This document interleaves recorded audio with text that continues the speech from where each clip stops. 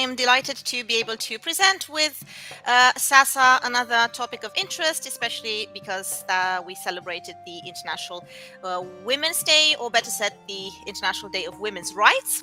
And we'll be discussing today a little bit about the different images and roles of women in the Viking Age and a little bit after the Viking Age, because I will also be referring to Icelandic sagas, and Icelandic sagas were written after conversion. But then again, a lot of the material is still with pagan mentalities, infused with pagan mentalities. So a lot of researchers do use these Icelandic sagas when talking about such topics. So I'm going to be talking about, Valkyries, as already mentioned, but I'm also going to be looking at some other roles women can take in such stories, for example, the inciter, the sorceress, the prophetess, and last but not least, general labor roles. So let's see what that all is about. Well, I'm going to start a little bit with the Valkyries. So the Valkyries, as perhaps a lot of you know, they are the choosers of the slain. They work closely with Odin, and they essentially choose the slain from the battlefield and take them to Odin's hall to Valhall. And there we have an elite group of warriors called the Einherjar, and the Einherjar are used by Odin to do battle with him during Ragnarök, during the apocalypse. And we find these figures not only in pagan context, we also find them in Christian context. We have, for example, the poem Håkonarmál, and the outcome of the battle presented in this skaldic poem is determined by two Valkyriur by the name of Gondul and Skogul. So they are perceived as these very powerful women. They are, if you want, an incorporation of Odin's powers as well. And some of these poems are deeply infused with pagan beliefs, although Håkon himself was a Christian. And in skaldic poetry, you have a lot of references to these women. There are references using weapon language. For example, they are described as being Odin's maidens. They are the goddesses of the spear. All kinds of metaphors regarding the use of helmets or shields. They're also called victory maidens. Sometimes you are also going to find swords being described as being, for example, the fire of Skogul, one of the Valkyries, or the battle being described as the storm of Klok, or the showers of Hris. So we have a lot of names here as well. If you look in the sources, you're probably going to find more than 50 names of Valkyriur. I recently made a video about that as well. If you want, feel free to check that out a little later. All right, so in the poem Håkonarmál, I'm going to talk a little bit more about this poem because it's very interesting. It shows on the one hand how excited warriors were to being given this opportunity to continue fighting in the afterlife in the company of women, among other things. So it was something to look forward to, as a matter of fact, but not everyone was so thrilled about it. So in this poem, we have Gondul and Skogul being sent to choose among the kings of Scandinavia. The kin of Yngvi is quoted in the poem, and one of these kings is Håkon, and alongside we also find his retinue. But he is not that thrilled about it. As a matter of fact, he's not that thrilled about going to Valhall, and he complains a little bit at the end of the poem about this, because he says something like, if we were this brave and this courageous, why weren't we allowed to win the battle? Which is a pretty legit question, and the answer resides in the pretty selfish nature of Odin himself, who wants these followers and these warriors for himself, and the ones who perform the task of choosing them are the Valkyriur. Of course, there is here the question: do the Valkyriur just obey Odin, or do they have some kind of agency of their own? And I think this is a relevant question to ask about women in general in the Viking Age and beyond. The question of agency, how much of what women decided was actually their own decision, and how much was it actually obeying what men said and just adapting to the patriarchal society. And I would say that sometimes we do find examples of agency in the case of these mythical women, because, for example, we have the Valkyria Sigurdrifa, later found in sources as Brynhildr, who actually is punished by Odin because she chose a warrior she shouldn't have chosen, or she refused to choose the right one to go to Valhall. Right, and one of the most compelling images we have regarding Valkyriur is the one where we find them weaving, which is not something very common because we usually associate other female categories with this process of weaving and spinning, both in real life and in mythology. In mythology, for example, we have the Nornir who are more or less the correspondence of the Pache or Morai in the Greek Roman world. However, this is more likely our attempt to make a categorization among these women, generally speaking, among mythological figures. In the mind of a person living in the 9th or 10th century, they would have been a lot more mixed up. So we have this poem called Daradaryod, the Song of the Spear, or the Song of Dorother, because it's also the name of the person observing what's going on. Daradaryod is a poem quoted in the saga of Njol, Brennu Njol saga, and it is towards the end of the saga where we have the context of the Battle of Clontarf having taken place in 1014. But there have been some researchers who analyzed the language, and the poem probably refers to another battle. That's not the point here. The point is that we have an observant, a warrior, and he is noticing in a room, in a weaving room, he spots in Caithness a gruesome imagery. There is a group of women of Valkyriur weaving, and what they weave is actually a metaphor for battle. So let me just quote a little bit from this poem so you can see what it is about. Sjó orpin veffer itta þormum og harð kljóður hofnum manna. Dreirek indor at skoptum, jorn varður illir en orum hrelaður. So, the fabric is warped with men's intestines, and it is firmly weighted with men's heads. There are blood-stained spears who serve as heddle rods, the shed rod an iron-bound axe, and the arrows are the pin beaters. So we have here a description of the activity of weaving, but then again you can see that the elements of the warp are actually, well, parts of soldiers' bodies. So this is a very, very strong imagery here. It's pretty gruesome. Kullum slåss verdum sigur veffur þenna. Gengur hildir veffa og hjorþrimul sangriðar svipuls verdum tognum. Skap mun nesta, skjoldur mun besta, mun hjalmgangar I hlíf koma. So here we also have a couple of names of these Valkyriur. So they say, with our swords we must beat. This fabric of victory, Sigurvef.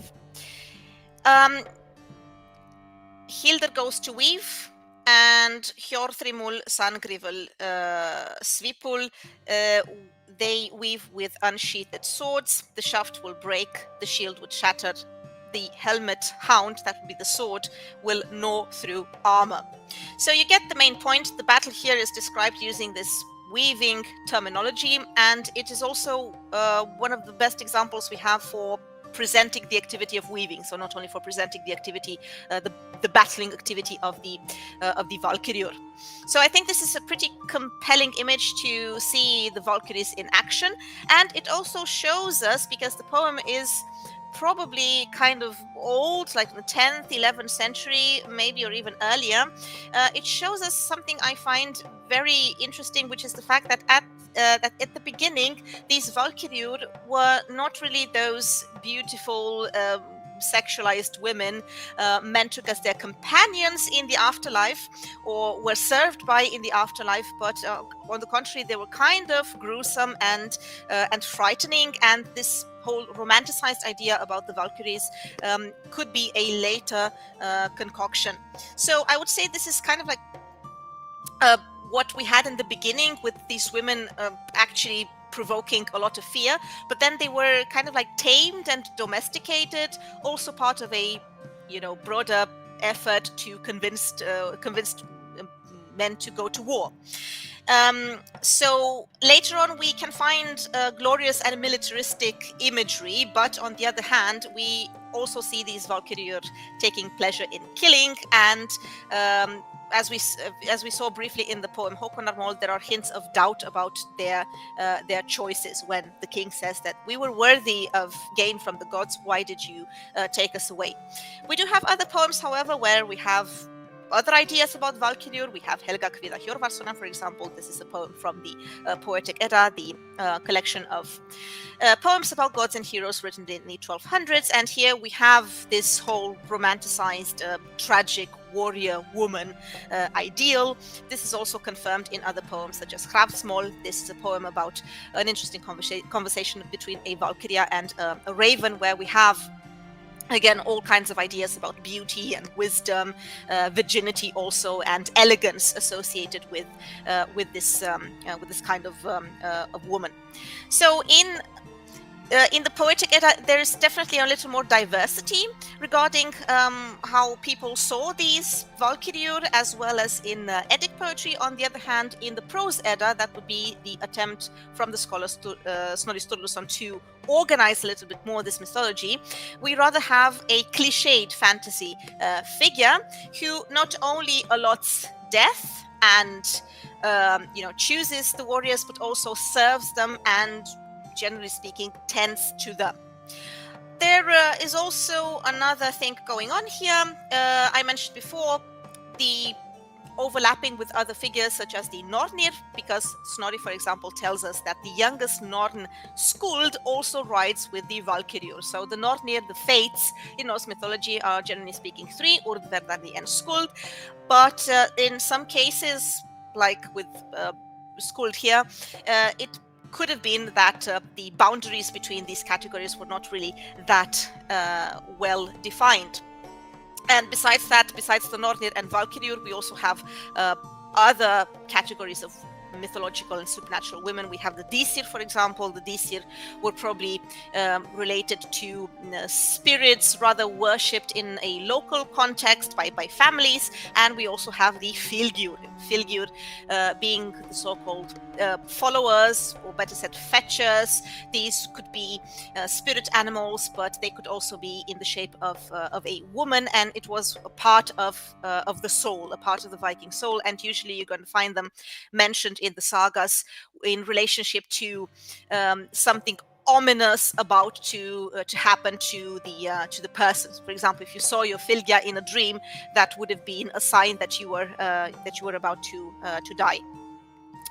All right, but coming back to the Valkyriur, so this whole idea of a romanticized female figure we get from the poems of Helgi. Helgi is one of the heroes from the cycle of the Volsungs, and we also have a hint at these figures' sexuality, because if you look at both poems, actually all three of them, there are three poems, Helga Kviða Hjörvarssona and the Helga Kviða Hundingsbana 1 and 2, you're going to find Svava reincarnated as Sigrun, appearing as a protective figure for this Helgi guy. And she even has an important role in actually naming the hero. So she's involved in a name-giving theme, a name-giving ritual. She addresses the unnamed son of Sigurlin and Hjörvarth in the first Helgi poem, and then she becomes his protector in battle. So that's also something interesting to notice, that they're not always linked to Odin. Sometimes they can choose to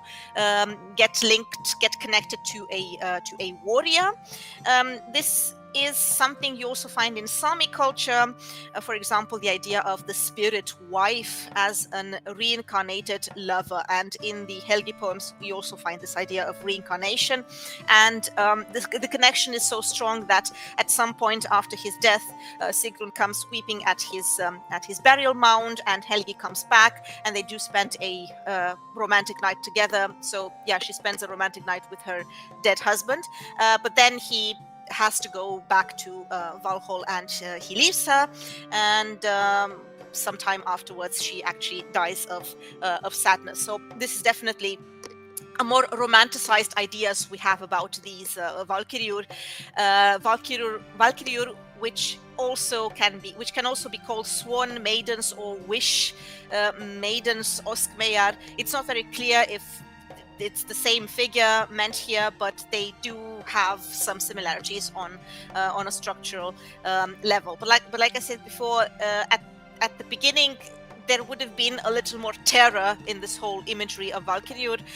For example, in Volsunga Saga in chapter 9, there is an interesting phrase. It is said that looking at them is as staring into a flame, as staring into fire. All right. They can also have some interesting functions alluded at in Skaldskaparmál, which is part of Snorri's work, the Prose Edda, in chapter 50. There is a fascinating reference to the never-ending battle, the Battle of Hjatningavik, where you have the Valkyria Hildur, and she's the daughter of Hogni, and she's the cause of this great battle where essentially nobody dies, and they all come back to life and fight again. And in this battle, she is joined by her father. In another version, we find the story as if Odin had ordained it and not her father.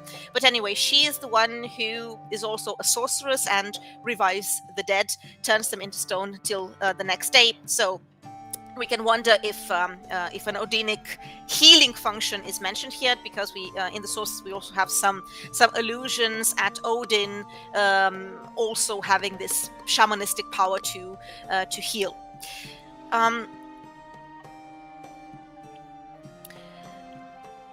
What else can I say? I can say a little bit about the relationship to Freya. Freya is an interesting goddess.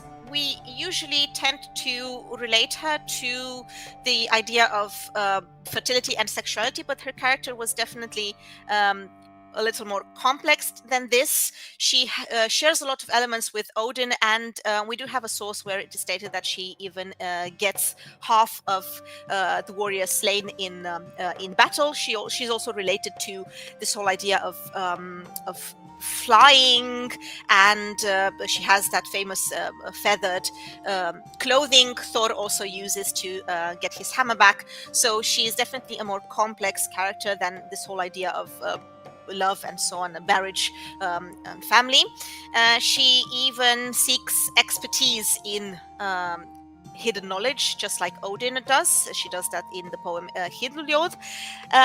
So we can assume that there would have been some connection to Freya as well, although this connection is nowhere stated like in a very direct way. But she does share this characterization as lustful and greedy in stories such as Sörlaþáttur, and there is also an instance in Lokasenna, which is basically a poem about Loki insulting all the gods, taking part in a banquet organized by Aegir, where he complains about, or he tries to insult her by essentially calling her a very lustful woman. And this characterization might be of later date. Overall, we do have some very strong personalities here of Valkyrie mentioned, like these characters Svava, Sigrun, Hildur. Probably the most powerful one is Sigurdriva. Sigurdriva is the one who appears in a couple of poems from the heroic cycle of the Poetic Edda, and she's also probably the equivalent of Brynhildr in the saga of the Volsungs. Why is she the most powerful? Because in the poem and in the saga as well, although in the saga she does adopt a multitude of roles, but in the poem she is the one offering knowledge to the hero Sigurd. She talks a lot about powerful runes. She teaches him to use runes in different contexts, to cast spells and charms, and to protect himself. So if you are looking for Valkyrie in the sources, you're going to find most of them were a lot of them in sources of poetry, like the poem Grimnismal 13 appear in the description related to Valhall. Then you have them in the poems of Helgi, and you also have different lists of Valkyrie and of goddesses as well. Sometimes you can find them in both lists, and here you can find around 20 to 30 names of Valkyries. So I would assume that with the passage of time, these characters eventually turned into what is deemed as a shield maiden or skjaldmær. They also share a lot of characteristics with these characters, but shield maidens is a rather human figure, and the Valkyria a supernatural figure, although the difference is not really that clear. Shield maiden, we can also find in heroic poetry, in skaldic poetry like Harald's Kvæði, Håkonarmál, in Eiríks saga Ráða, Ljósvetninga saga, and so on and so forth. Often they appear in legendary sagas, but these are later sagas, and the attitudes of the authors about women actually taking part in war is one which is very ambiguous. There are even bands of female warriors mentioned now and then, and so a variety of moral standpoints. So if you compare, for example, a source like Hervarasara or Heidrek, where we have the maiden Hervor who does something pretty extraordinary. She goes to her father's burial mound and requests from him the magical sword Tyrfing. Here the author doesn't seem to be bothered a lot by this whole agency thing going on, by a woman actually taking part in a very male domain. But if you go to the saga of Hrolf Kraki, which is a later saga, is from the 14th century, there you're going to find a lot of women typologies, as a matter of fact, but you don't really have this kind of like accepting attitude towards them. Okay. Literary sources are not the only sources where you find Valkyrie or shield maidens. You can also, here there is not always 100% chance that we identify these figures correctly, but you can also look at picture stones. The picture stones from Gotland. You have this is, for example, the Tjengvide stone. You also have the Lebruhamar stone or the Lilbjer stone, and here you can find women figures wearing helmets or offering something to a warrior, presumably entering Valhall. You can also find cast silver pendants with such figures, and the artistic conventions lead us to believe that they were in fact women wearing lances and swords and shields. And you also have some figures in the Oseberg burial, such as a woman with a bird head and one wearing a boar skin. So this is definitely food for thought, wondering about the reality of these representations. But then again, you also need to take into account that, for example, this idea of offering a horn to a warrior, this is also related to a formalized notion of hospitality and of obligation. You're also going to find this in old English sources where women actually were in charge of taking care of men, taking part in a banquet where they discuss warfare and different political matters. They had to tend to them, and they even had to praise them every once in a while and encourage them to go to war. And this connection between women and war, and in some way, I think you can interpret Valkyrie as some kind of personification for war.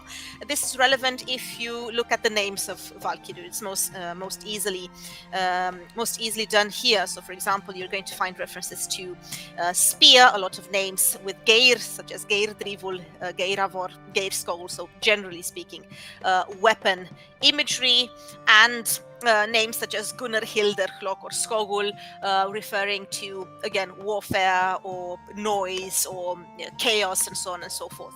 So my conclusion would be that it was so that this figure was meant to tame war and to function as a means of convincing people to take part in such activities, and part of this whole semantic field of the afterlife promised to the warriors who had the courage to subject themselves to such torment and torture. But then again, we shouldn't forget that the connection to other kinds of deities like Disir, Nornir, or Filgur was also something that would have been pretty common. So I'm guessing you're wondering if we actually have some kind of references to women taking part in war in real life, so not only mythology. We do have some references, but I would say that they're very minimal, fragmented, or inconclusive. The written evidence refers, for example, to an account by Ioannis Gilitzes. This is a Greek chronicle, a Byzantine chronicle. He speaks of a war taken place with the Rus, which was actually a mix of peoples from Eastern Europe. There were Scandinavians there and Slavs and all kinds of ethnicities. But I would assume in the beginning or in the middle of the 10th century, there would have been a strong Scandinavian element here. And he says that when checking the bodies after this battle in the mid-10th century, some women in full armor were found. Then we have some sources in the Irish world, the War of the Irish with the foreigners.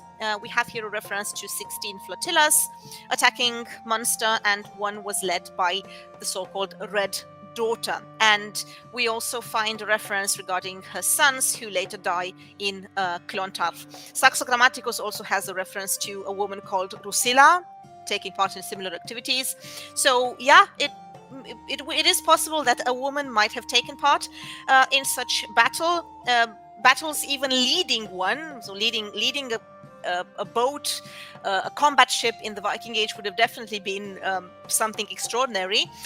There have also been some propositions about, maybe the chronicle uses this name Red Daughter or Red Maiden to actually refer to a man in a more or less insulting way. But I don't see why we couldn't consider this leader as being a woman. But I have to insist that this wouldn't have been kind of like a rule. It would have been rather the exception.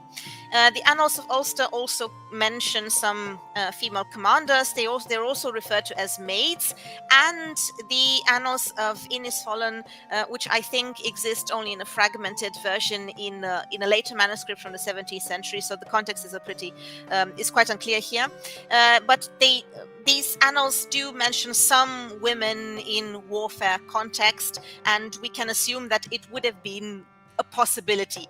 At any rate, when Vikings started raiding and when they would raid the British Isles, they would have also taken some other people with them, and not to mention that the raiders also had later on intentions to actually settle in these lands, so there would have been women with them performing different tasks, not necessarily taking part in war, but helping with different activities around the war.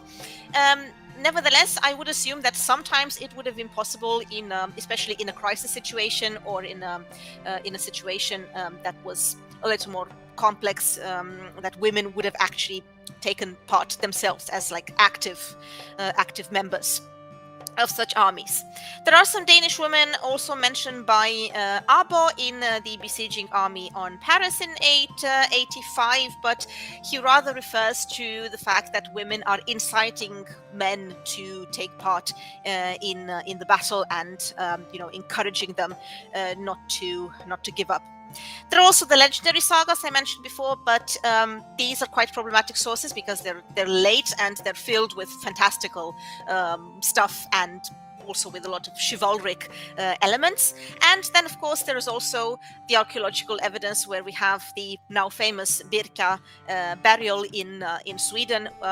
It's a grave that was excavated in late 19th century, and it was assumed because of the weapons that were found that it was a man's grave, but recent DNA analysis showed that it was actually a woman's grave. So there we have a very long-lasting debate as is in the idea that were we actually dealing with a woman warrior? Was she actually an active warrior, or were these goods actually part of this whole idea of social status and the actual use of the weapon is out of question, and we should focus on the symbolic value of a sword in a grave. So this is a complicated conversation because well, you know, if you find a man with weapons in a grave, you would automatically assume that he would have been a warrior. But then again, if you find a woman with a weapon in her grave, you automatically assume that, you know, maybe it was kind of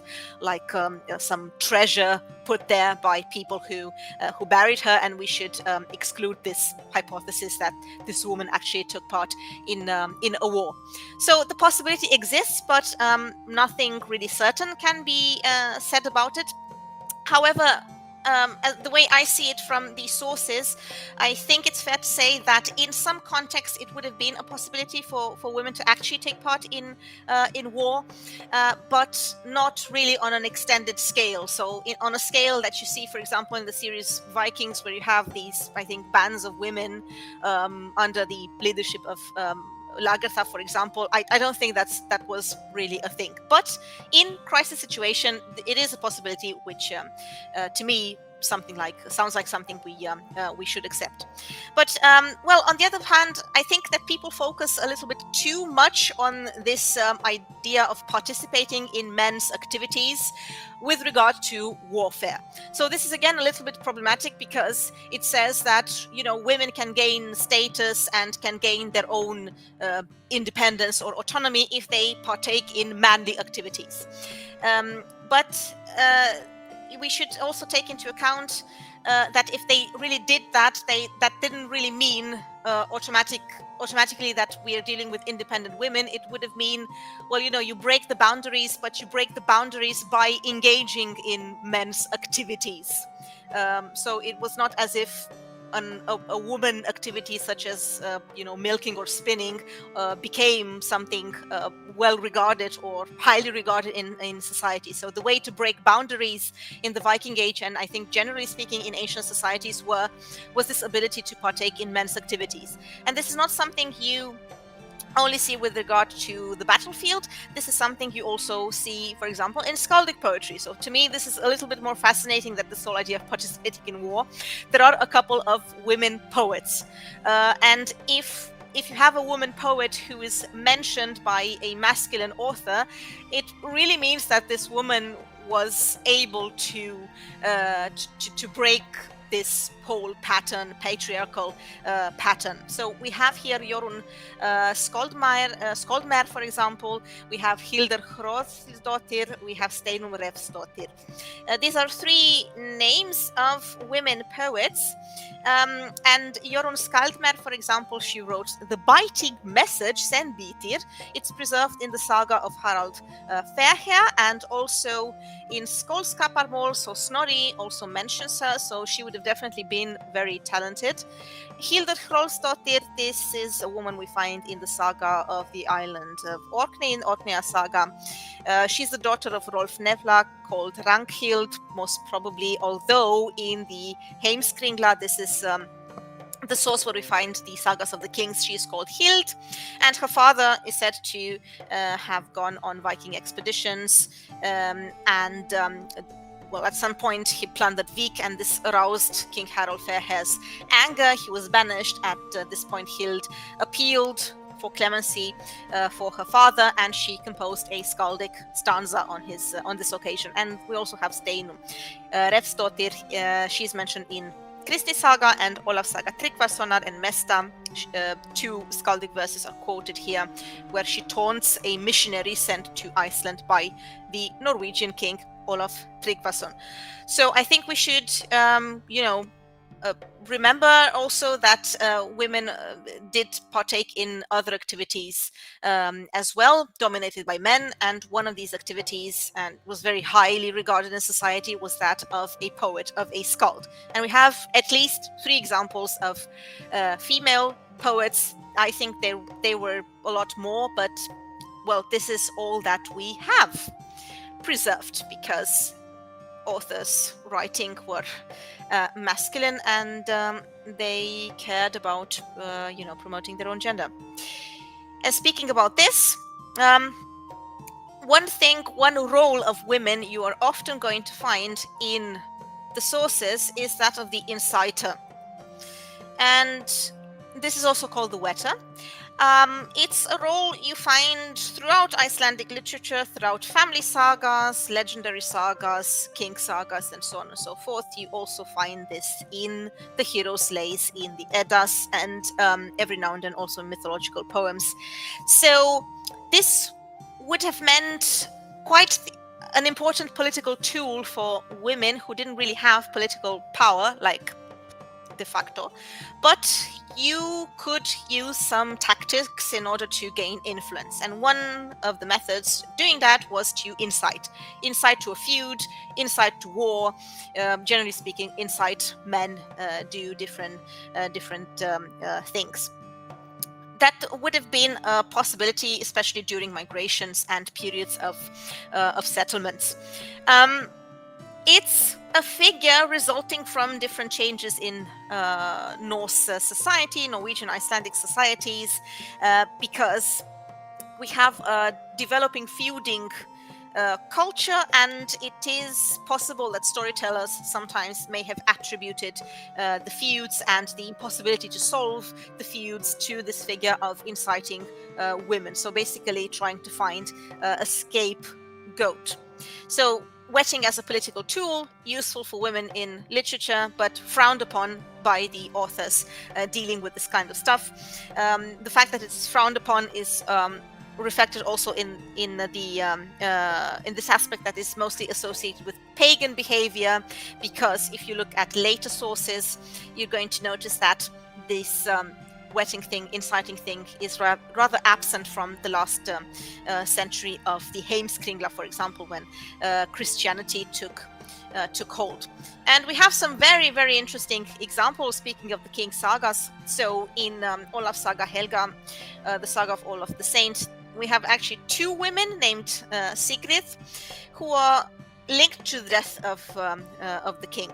So they egg their husband, respectively brother-in-law, to engage in some revenge, and they are made responsible for the disaster at the Battle of Stiklestad in 1030. So that's a pretty big deal to assume that women, by inciting their one of them incites her husband to avenge her sons from a previous marriage, and the other one to avenge his nephew, but from the other secret, because these 2 women are related. It's a very complicated story, but to make them responsible for such disaster, for this battle, it would have definitely been a way for the author to explain the battle by using women as the scapegoats.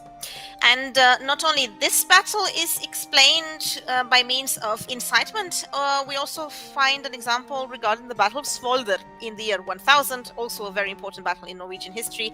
And this is also explained by wetting at some point, because the saga tells us that Thiri, the wife of Olaf Tryggvason, and Sigurdur, the wife of the Danish king Svein, would have taken part in the incitement. And this time Snorri, the author of the saga, takes inspiration from what a monk says, the monk called Other, and he tries to make Sigurd seem evil because she was refused marriage by Olaf, and this happened because he was pagan. So then Thiri eggs on Olaf that he doesn't dare to go south.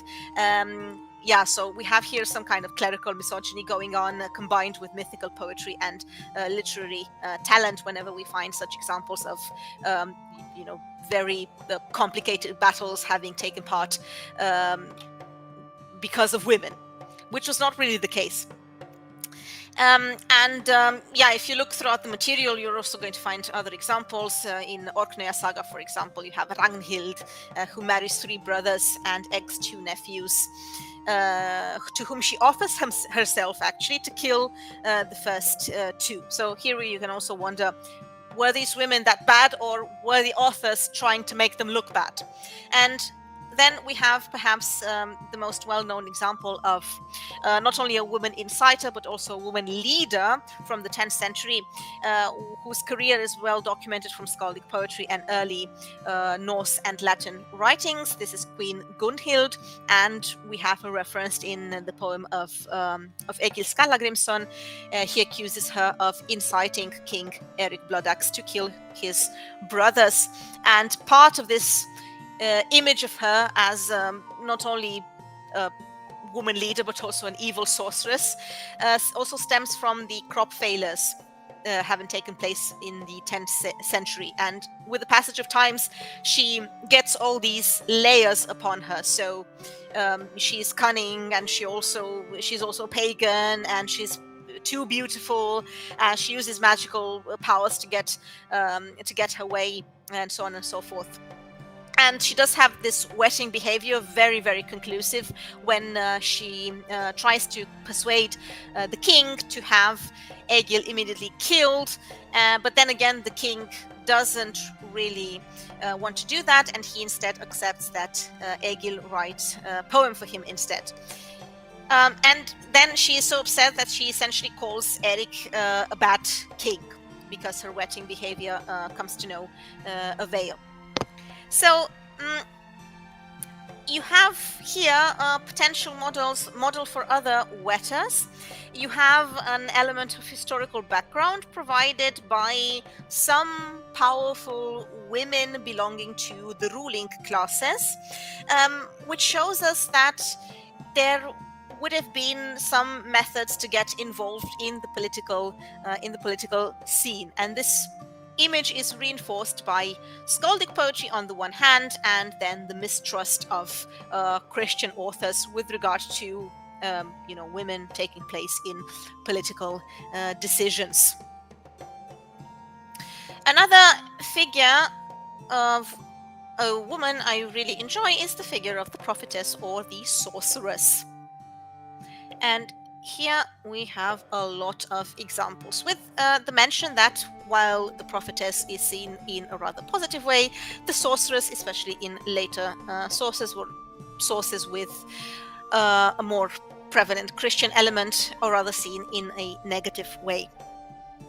So in contrast to images of female warriors stemming to a great extent from male imagination, I would say prophetesses do have a very real social presence.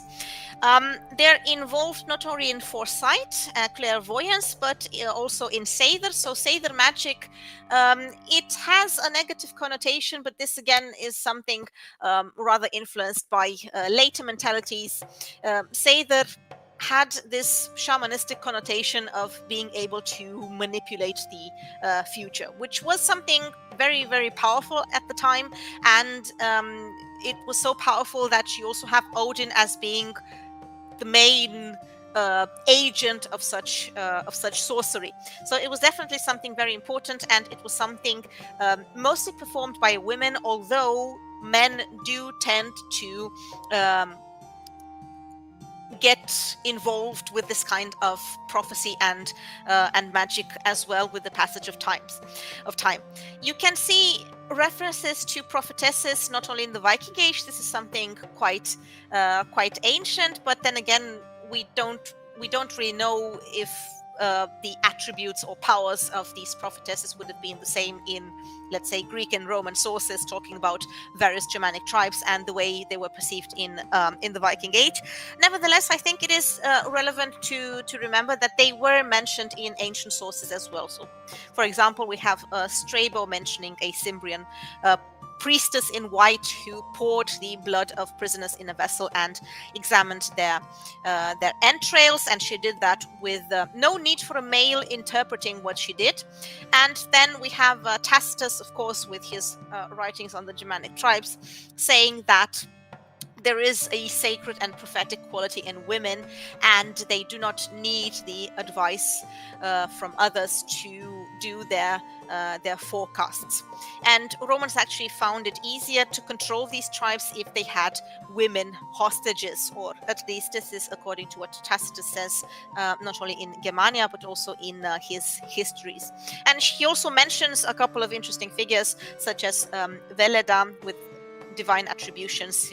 She predicted the defeat of the Romans, and she was so powerful that she even represented the tribes in negotiations.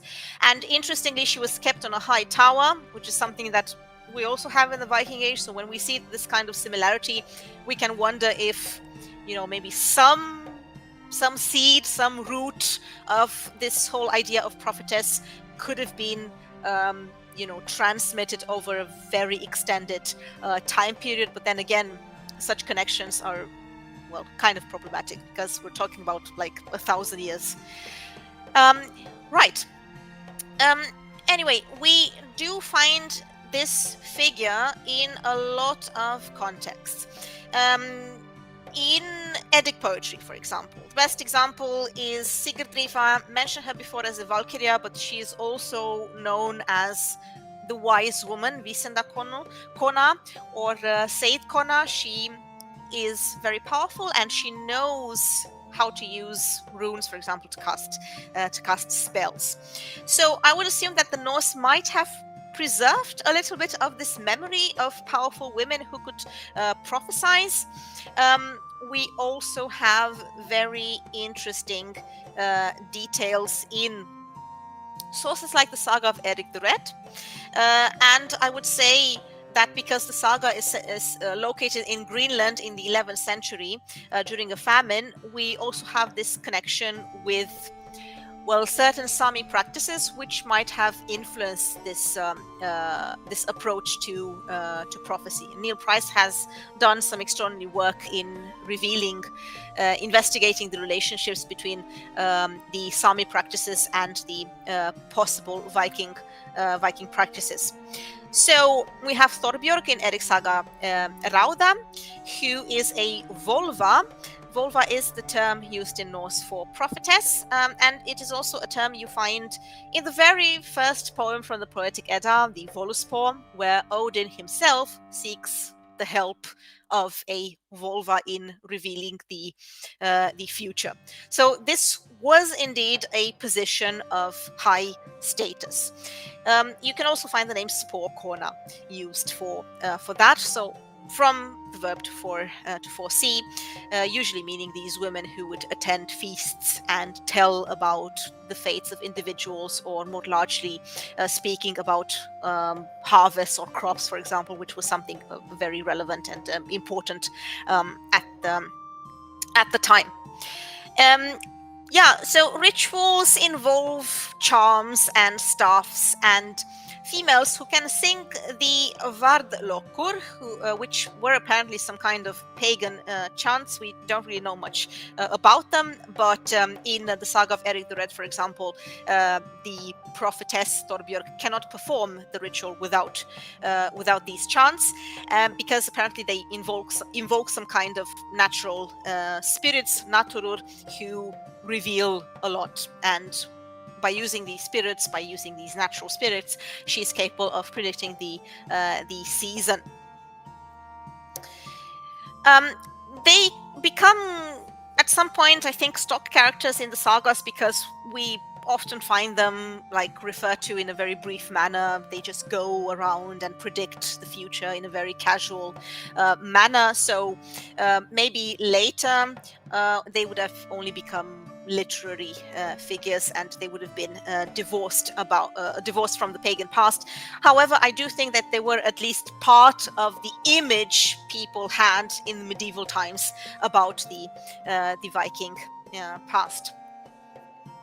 So if you look at what's going on in the laws later on, church legislation, there would have definitely been a lot of female magical performance in old Norse society. But then again, I think most likely dreams and premonitions would have been a little more common to interpret after Christianization.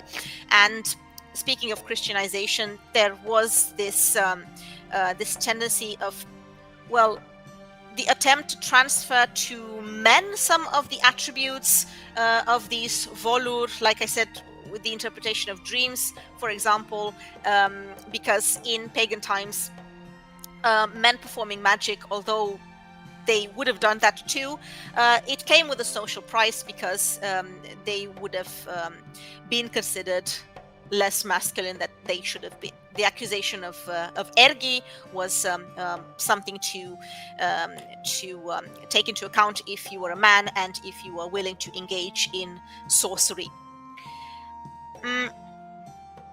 And you are also going to find this attempt to mix up sorcery with Christian practices.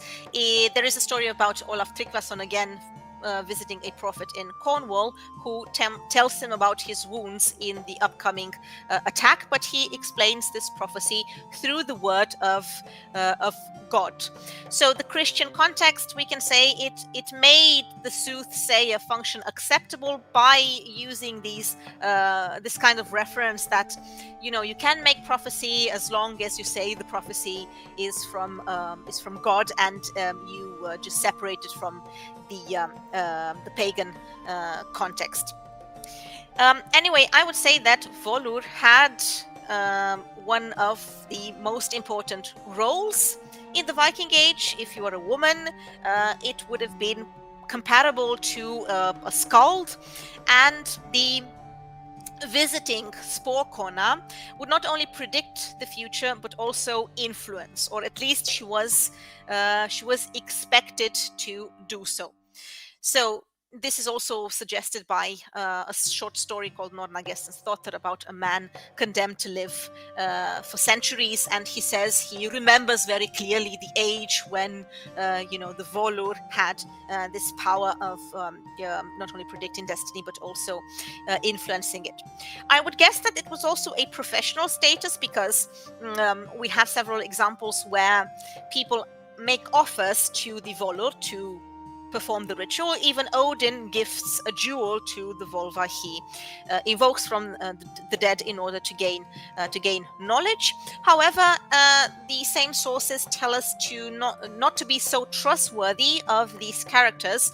This is something we find in Völuspá, again the prophecy of the seeress, first poem of the Poetic Edda, where we find the prophetess Heiðr, and it is said that she is the favorite of all wicked women. This is also an allusion to the brides of giants. It's also something said about the giantesses.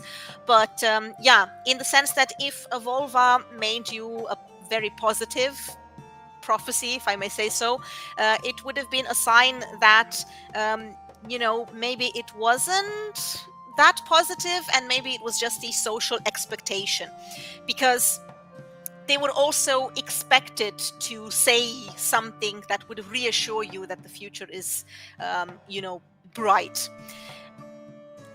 So be suspicious of the volva who prophesizes only good. This is also something we find in the sayings of the High One, in the sayings of Odin in Hávamál in stanza 87, because, well, she's expected to do that. There is an element of isolation here, an element of liminality, because we find these volur, as well as other female figures, I would say, the Nornir, for example, in places which are, well, between worlds. In Baldur's Traumar, in the Dreams of Baldur, we have a burial place near the gates of hell for a volva. By the time of the sagas, especially the legendary sagas, this function of ritual assurance, reassurance, would have been something pretty common. And we have here some examples.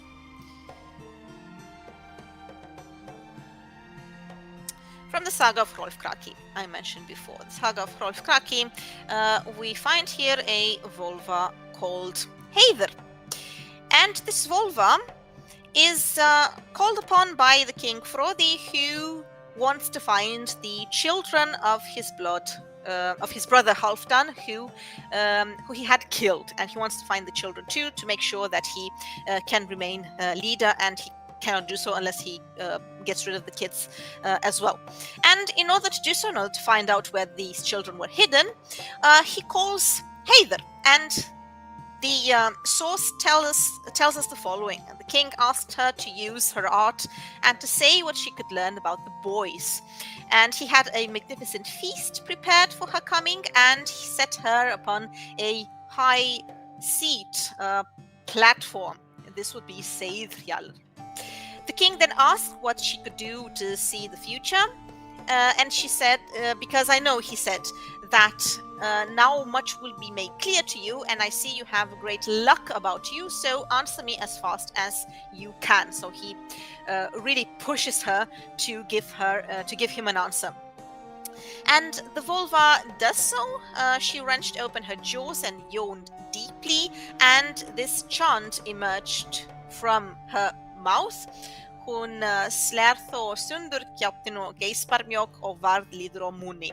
And then she begins to sing about what would have happened to these boys. And she actually reveals that the children were in hiding, but then when she tries to reveal that, we have Signy, who is her sister, if I remember well, and she tries to turn around the prophecy by throwing a jewel, a ring at her, and then she attempts to stop the prophecy or to twist it a little bit. King Frodi becomes very angry, and he threatens her with torture, and eventually the vulva reveals that the kids were in fact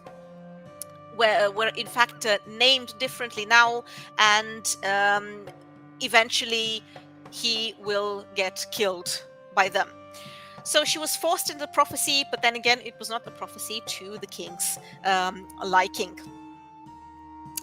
So, in other words, you have this idea of passive prophecy, but you also have the idea that perhaps there was also some magical influence involved here. Another interesting thing I've noticed is that in the sagas of Icelanders, at least, you tend to have at some point an equal distribution between men and women, which indicates that there might have been a change in prestige, and this whole thing about men being regarded as argur if they performed magic as not masculine enough would have faded with time. However, women did seem to have initially dominated the scene. They engaged in magical knowledge. They used magic quite actively, and this is something that we not only find out from Old Norse sources, we also have some references from the Burgundian law, for example, from the Lombard law, where a wife could have been put away for witchcraft, for example. This was in the Burgundian law, and in the Lombard law, women under guardianship could not be accused of witchcraft. So this is, well, more or less the material that's going to become the source for witchcraft and witchcraft accusation in the Middle Ages, or in the late Middle Ages, better said. Adam of Bremen, for example, which is a very Christian source, condemns the North for being filled with magicians, which he calls malefici, divini, and magi. And this is not quite gender specific. In the sagas of the Icelanders, you could use magic or well, a woman being able to perform magic, or even a man, if you had desired to influence a battle, for example. The recipients of this influence were usually men, since conflicts were very, very volatile. And this reminds us a little bit of the questions addressed to Veleda, more than 1,000 years earlier, as mentioned by Tacitus, for example. Specific knowledge needed in sorcery created a space for male manifestation as well, yet women outperformed men in several kinds of magic. So you could, as a woman engaging in sorcery, you could provide even weapons for protection. You could also provide invisibility, according to some sagas, and there is this general idea that women would have been a little more in control of this whole thing. And this is something you not only see in the sagas, you also see it in the Book of Settlements in Landoma book.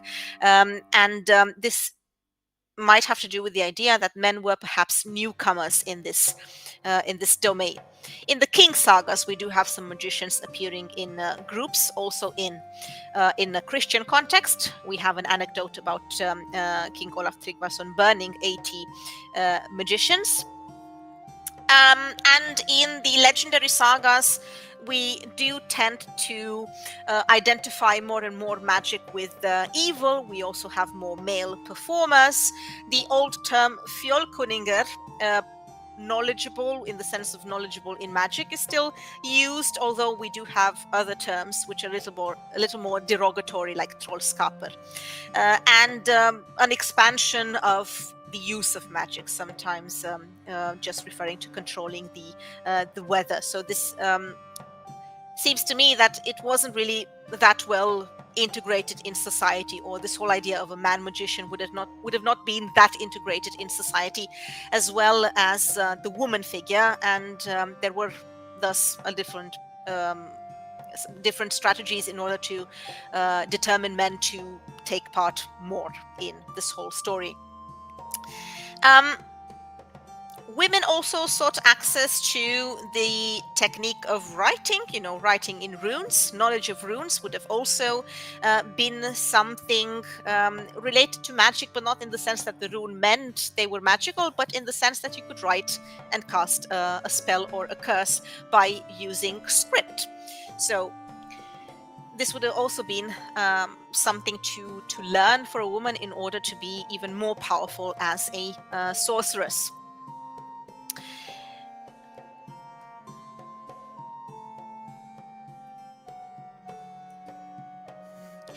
All right, so if you look at the best source you have for the performance of magic by women, it is inevitable that you go to the saga of Eric the Red.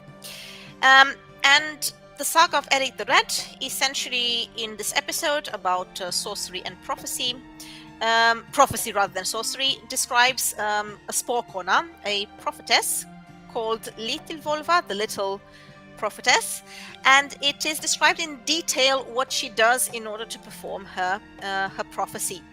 So the text talks about Thorbjörg and her custom to spend the winter attending feasts. It is said that she was also invited to these feasts because people were curious about what the future held in store, especially if it was a crisis situation such as a famine.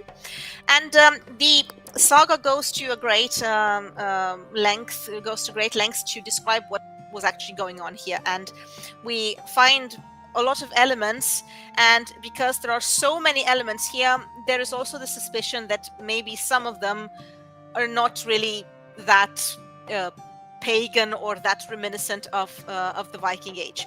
But I would say a lot of the elements do have correspondences with other sources, and they are actually quite realistic. So it is said, for example, that the high seat was prepared for her with cushions and so on and so forth, and it's also presented. We also find presented here the way she was dressed. She wore a string of glass beads around her neck. She wore lambskin hood lined with white catskin. She had a staff in her hand with a knob on it, and around her waist she had a belt of tinder wood on which there was a large lead pouch where she kept her charms that she used for sorcery, termed here as froðleikir. She had hairy calfskin shoes on her feet with sturdy laces, and on her hands she wore catskin gloves, which were white inside and furry, and everyone was supposed to offer her respectful greetings when she came inside. Again, an allusion to the high social status she had, which she received according to her opinion of each person. So in order to avoid a bad prophecy, you would have probably had to treat this woman very, very well. Then we have a very large description. I won't go into details about what people do, what kind of food is prepared for her, and what she does, how she spends the night. And eventually, after Thorkel, who needed this prophecy, prepared everything she needed, the women formed a circle, so she had some assistants as well. This is also important, so this idea of performing a prophecy and also spells in kind of like a collective manner. So the women formed a circle around the platform, on top of which was this woman Thorbjörg, and Gudrid then chanted the chants so beautifully and well that no one could say that they had heard anyone recite a more lovely voice. And then the Spokana thanked for her chant and said that many Náttúrur had been drawn there, so natural spirits, the spirits of the land. Landvetir is also a term to be found in relationship to that. And everyone was working towards the ending of the famine, essentially. So she predicts that the famine is going to be over and the next season would be quite fruitful. And after this whole thing, the people went to the Vísindakona, to this knowledgeable woman, and everyone would ask what they badly needed to know. And yeah, there was quite admiration for this woman and of the practice of pagan prophecy. And this is something you also find in many other sources, but not as detailed as here. In conclusion, with regard to prophecy and sorcery, it is possible that initially women were the one who had here a say, and with the passage of time, more and more men sought to kind of like infiltrate this this domain, and in an attempt as well to rob the practice of certain elements that were valid in pagan times. So the idea of the wise man was something now coming to life, especially before the 17th century. But this should not obscure the fact that in pagan and at least in early medieval times, wisdom would have been the specialty of the vulva and of the female magician. If you look at bands of sacrifices and of magic, we find a couple of them, for example, in the Grey Goose Law in Grogos. You are going to find that women sometimes are not automatically credited with this whole idea of being able to perform prophecy or magic, but with the idea that it's somehow external and it's not something a woman herself causes. This is one thing, and another way of detaching the woman from this important role was to use other terms in order to be a little more insulting. So for example, they would stop using the older terms and use fornøyða, for example, which was an insult to men, but in the sense that they were performing female or engaging in female behavior. So it's kind of like the usage of sexual insults in order to make both men look bad, but also their initial performers, who were the women. So this is all very compelling and interesting. Being engaged in activities having to do with warfare or sorcery or telling people the future and so on. But we are missing out on perhaps the most important role women had in the Viking Age and beyond the Viking Age, which was essentially working. Women worked, and they worked a lot, and without their work, the functioning of society was endangered. And everyone needed to work together, especially in a place with a cold climate and with such harsh conditions, because if you didn't do that, your household was endangered. And we have the term hjon used in the sense of household, so not necessarily family, but everyone taking part in the daily activities in the chores. So women had to be present in farms. If you didn't have a wife, you should have gotten a housekeeper, a so-called matselja, or both a male and female manager. That was also something that could have happened. There are many references to women taking over farms and managing them. The housekeeper was a chief position. However, with the passage of time, some male titles also take over. So, Brit is a term we find in the sense of manager of a farm, of a larger farm. Then we have the wives of bishops, for example, held a special position. And this shows us that regardless of the age, the goal was to establish a strong and independent household, and in doing so, you really needed the women to take part in this whole process. The general rule would be that women had to take care of the affairs within the house, and this is clearly specified in the laws, in the law codes, by using the term "fyrir innan stokk," which essentially means within the borders of the house, within the house's threshold. The masculine domain seems to have been outside, for example, sewing, but in the sagas, it's more likely a backdrop for some events which would have been a little more important. So that's why such activities, whether performed by men or for women, are not really that well represented, because, well, at least sagas, they were very much concerned with feuding and political conflicts and so on and so forth. So this whole laboring, so what happens in the backdrop, like kind of stayed in the backdrop. It was not the essential point here. So it was not something to be concerned with. The law codes, on the other hand, were concerned with the transfer of property and less with agriculture or how people performed whatever they performed. But there are references to fertilizing, for example, to the importance of manure and hay. Also, fence building seems to have been very important, branding animals and driving animals to pastures, as well as other activities related to husbandry, like the cleaning of the stalls. We find these in the section of the Grey Goose Law describing what activities were permitted or not during holidays or during fasting. So yeah, we do have this difference between male and female regarding of who did what in the household. However, women were involved in the male domain by processing and converting the raw products. And also dairy operations seem to have been something women were rather concerned with. And by this I mean milking in the barn and during summer in cottages in the highlands. Making fire, slaughtering animals, even brewing beer, and of course mending clothes. This is something women would have also been engaged with.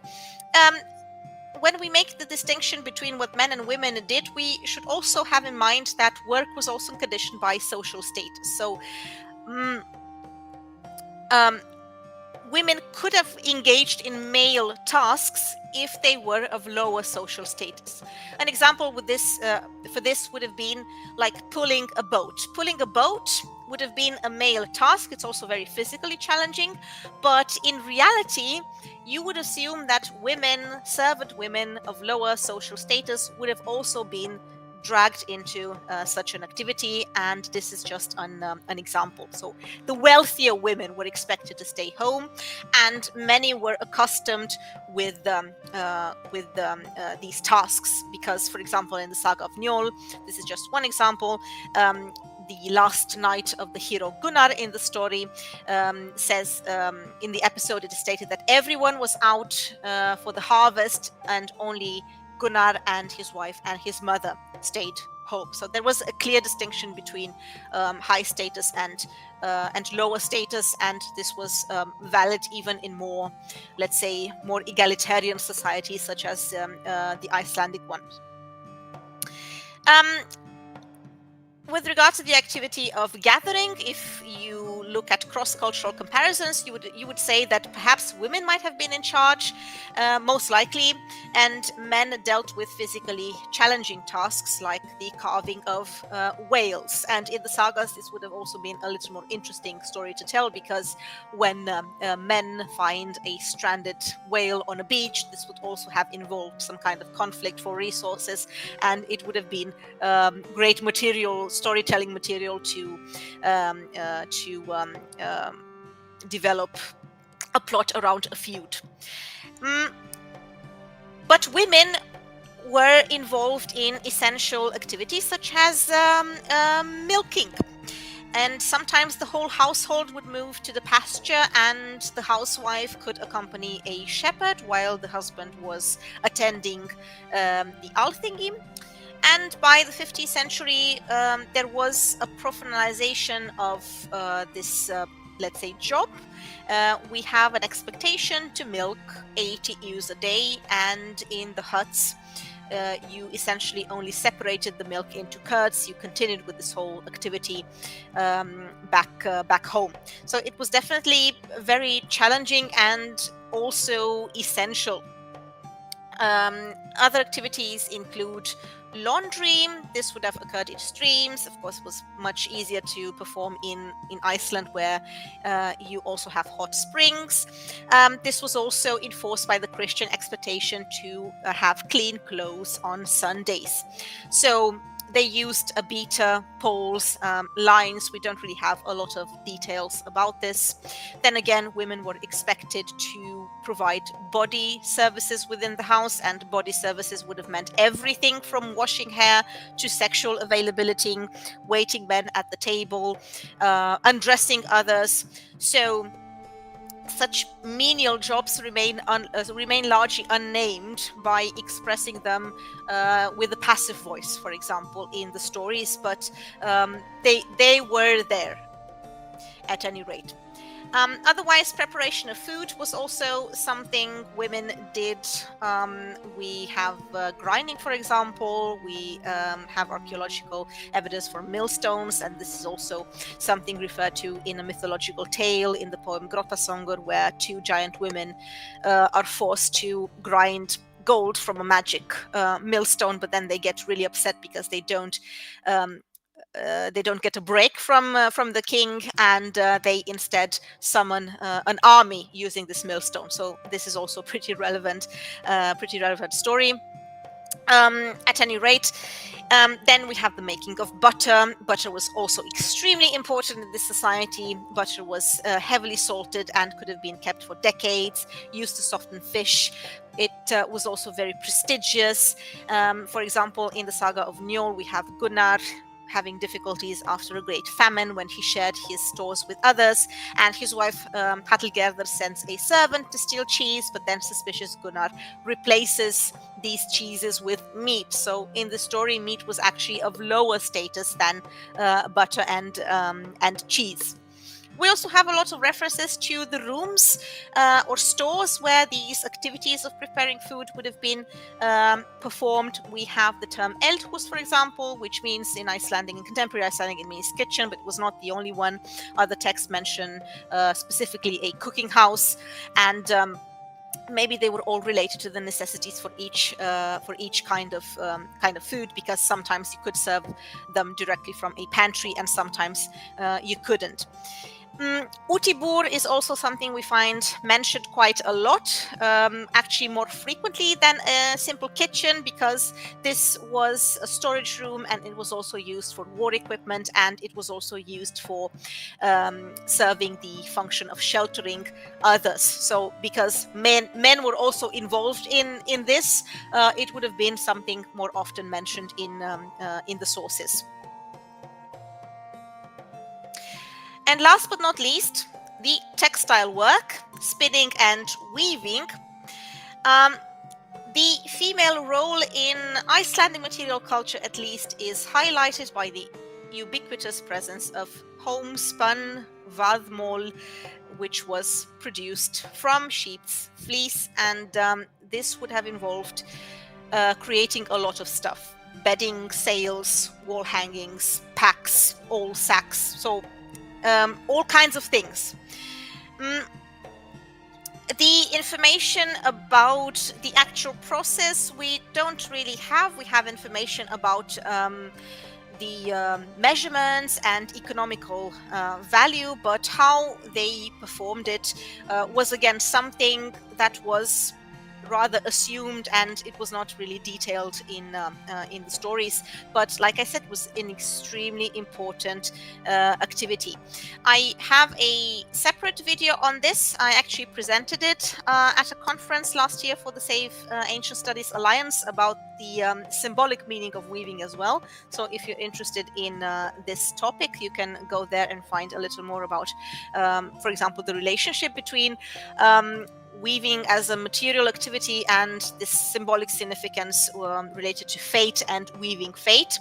At any rate, in a very mundane manner, we can say that the Viking Age wouldn't have occurred without this material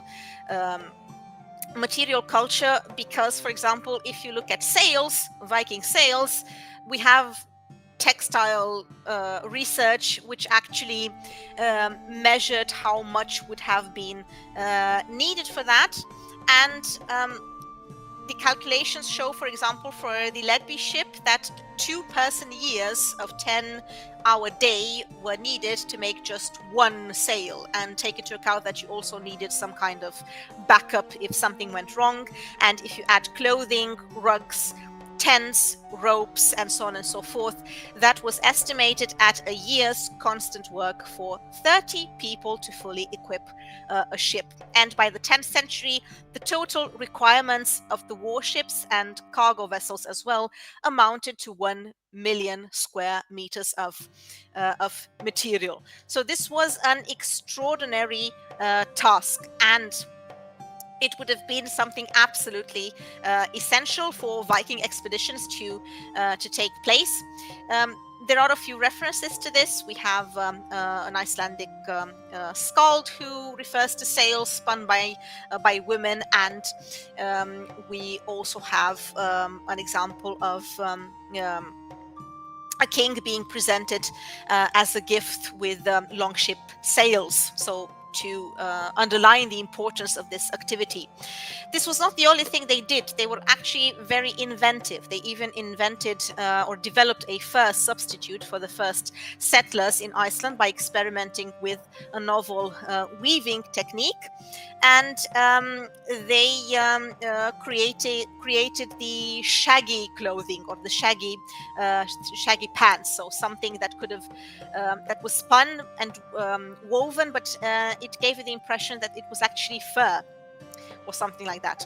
At any rate, it was also used as currency in Iceland and accepted abroad. It was exchanged for supplies not available on the island, and it was also used instead of silver, because the quantities of silver were very limited. So women's work was absolutely essential in ensuring the functioning of society, both from an economical point of view and from a cultural point of view. If you want to know more about women in Old Norse society, because unfortunately I was only able to provide a very broad overview, I will try to do more and upload it on my YouTube channel, or maybe write some articles about that. But if you want to study on your own, I do recommend two books. Old Norse Images of Women and Women in Old Norse Society. They are both written by author Jenny Joshens, and she describes here several aspects of Norse society from the point of view of women and the activities of women. So that was it from me today. Thank you very much for listening.